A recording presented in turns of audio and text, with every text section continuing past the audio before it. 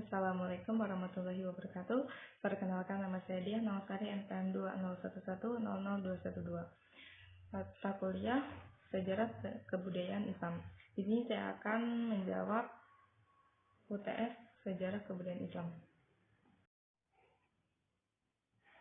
A. Pengertian sejarah kebudayaan dan sejarah kebudayaan Islam.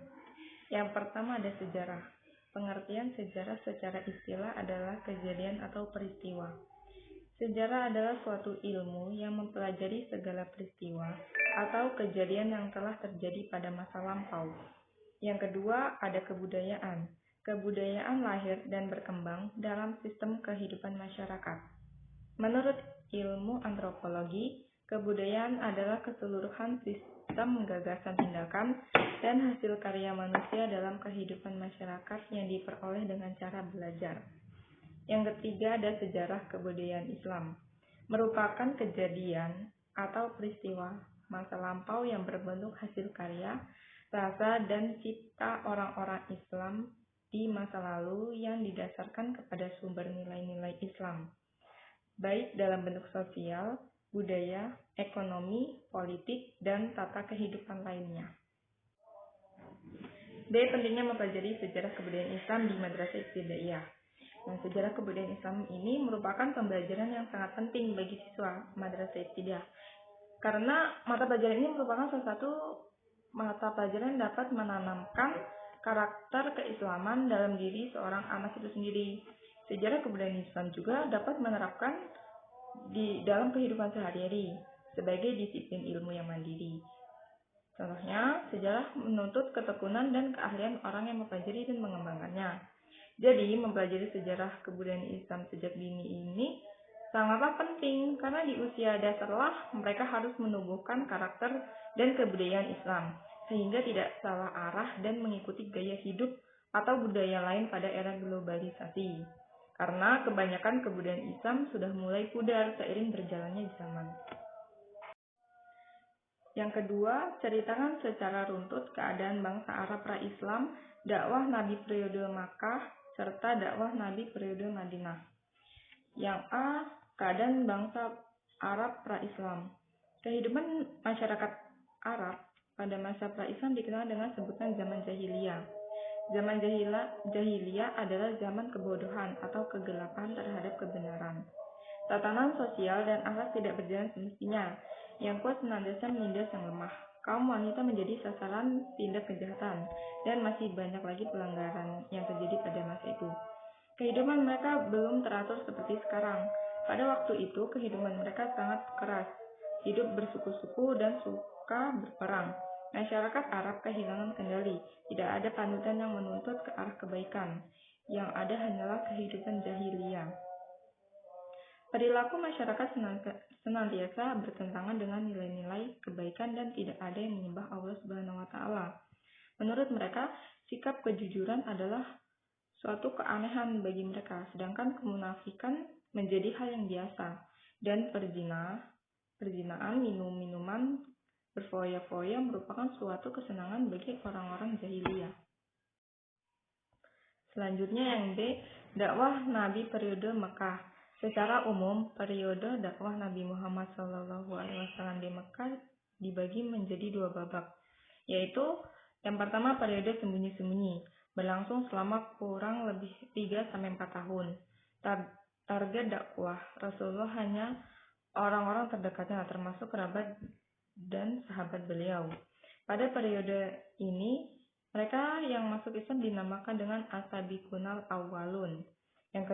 Yang kedua, periode terang-terangan. Dilakukan Rasulullah dengan cara mengumpulkan kerabat yang ada di garis keturunan Bani Hashim, kemudian mengumpulkan penduduk Mekah dan menyeru mereka menyembah Allah Subhanahu wa Ta'ala, juga melaksanakan dakwah pada penduduk yang tinggal di luar Mekah. Yang C. Dakwah Nabi periode Madinah. Sejarah Rasulullah ke Madinah merupakan babak baru dalam perkembangan Islam. Dalam berdakwah di Madinah, Rasulullah menggunakan strategi yang berbeda dengan dakwah yang ada di Mekah. Strategi yang beliau gunakan dalam berdakwah di Madinah adalah membangun masjid dengan menjadikannya sebagai pusat kegiatan bagi umat muslimin. Yang ketiga, jelaskan secara runtut apa itu Khulafaur Rasyidin. Sebutkan 4 tokoh Khulafaur Rasyidin serta kontribusinya dalam bidang politik, ekonomi, sosial budaya, dan bidang ilmu pengetahuan. Yang pertama, Khulafaur Rasyidin berasal dari 2 kata, yakni khulafa dan ar-rasyidin. Khulafa berarti jamak dari khalifah yang memiliki arti pengganti. Sedangkan kata ar-rasyidin yaitu mendapat petunjuk. Jadi Khulafaur Rasyidin adalah para pengganti yang mendapatkan petunjuk. Dan kekhalifahan Islam yang berdiri setelah meninggalnya Nabi Muhammad SAW pada tahun 630 Masehi atau 11 Hijriah. Nah, di sini ada 4 tokoh Khulafaur Rasyidin. Yang pertama ada Abu Bakar As-Siddiq, yang kedua Umar bin Khattab, yang ketiga Utsman bin Affan, yang keempat ada Ali bin Abi Thalib. 4. Ceritakan peradaban Islam di masa Bani Umayyah, serta ceritakan perkembangan di bidang politik, pemikiran, ekonomi, ilmu pengetahuan, dan di bidang seni budaya. Yang pertama ada di bidang politik. Dalam bidang politik, pada masa pemerintahan Bani Umayyah adalah adanya peristiwa Amul Jam'ah atau Tahun Persatuan Umat Islam. Peristiwa Amul Jam'ah adalah bersatunya umat Islam kepada kekuasaan Muawiyah. Ini merupakan pembukaan jalan untuk menyusun kekuasaan baru umat Islam setelah terjadi perpecahan antara Ali dan Muawiyah. Pada saat inilah Muawiyah dipercaya untuk umat Islam secara mayoritas untuk menyebarkan Islam ke penjuru dunia. Dengan peristiwa ini juga, maka Muawiyah berhasil mengkonsolidasikan situasi dalam negeri, dan setelah berhasil di dalam negeri, maka segera mengadakan ekspansi dan perluasan di wilayah. Yang kedua ada perkembangan di bidang ekonomi. Perkembangan perekonomian pada masa pemerintahan dinasti Umayyah secara umum sudah mulai meningkat dibanding dengan masa sebelumnya.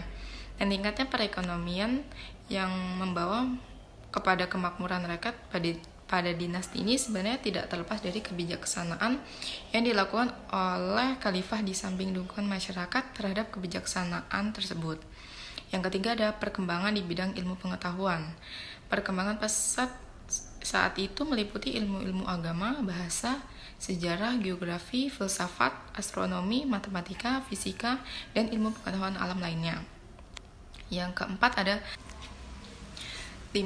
Ceritakan peradaban Islam di masa Bani Abbasiyah, serta ceritakan perkembangan di bidang politik, pemikiran, ekonomi, ilmu pengetahuan, dan di bidang seni budaya. Yang pertama ada di dalam bidang politik. Kekhalifahan ini didirikan oleh dinasti keturunan dari paman Nabi Muhammad, Abbas bin Abdul Muthalib. Kekhalifahan Abbasiyah resmi memerintah sebagai khalifah setelah menggulingkan Bani Umayyah pada 750 Masehi. Kekuasaan dinasti ini berlangsung selama 5 abad, yakni dari tahun 750 hingga 1258 Masehi.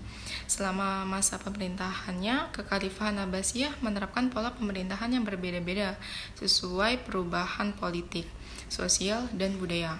Salah satu pencapaian terbesarnya adalah berhasil menjadikan dunia Islam sebagai pusat pengetahuan dunia. Yang kedua ada perkembangan di bidang ekonomi.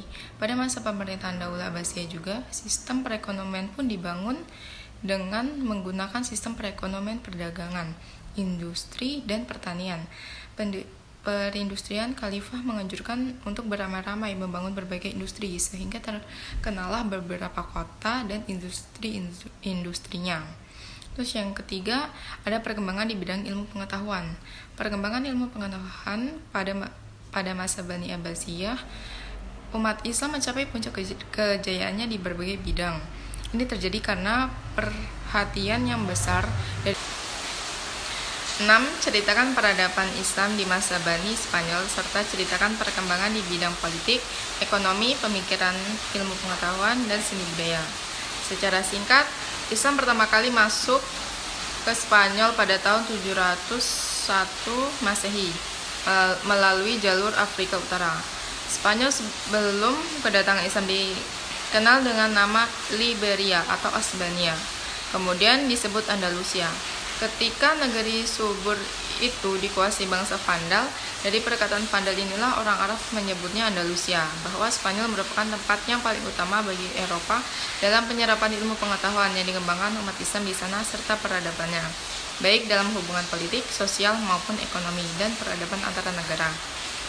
Orang-orang Eropa menyaksikan kenyataan bahwa Spanyol berada di bawah kekuasaan Islam, jauh meninggalkan negara-negara tetangganya di Eropa, terutama dalam bidang pemikiran dan sains. Di samping itu juga peradabannya, yakni bangunan-bangunan fisik lainnya. Selanjutnya dari wilayah Spanyol ini mengalir berbagai pengetahuan untuk memajukan dan memperbaiki segala ketinggalannya, bahkan mencapai kejayaan sehingga abad ini sebagaimana yang kita alami saat ini.